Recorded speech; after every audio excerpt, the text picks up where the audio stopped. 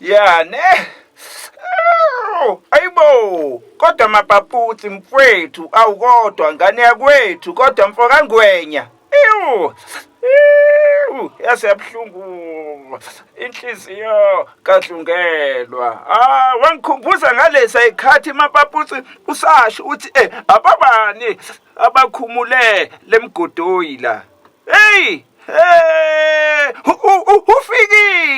Ufikile uze usho ziningi izinto mfethu esokukhumbula ngazo mfethu uhambe kahle Ngwenya uhambe kahle isikhokho sami mawususho uthi khuluma ngikhalelani utshwala bethi niphuzelani enhlaki nina nibizo ubani hayibo umapaputsi abasho mngani sihudu laba amakalkana abantwana abadlika nasta sikhathi samagani just wanna have fun hayi ke kodwa mfethu ke uhambe kahle kana kwethu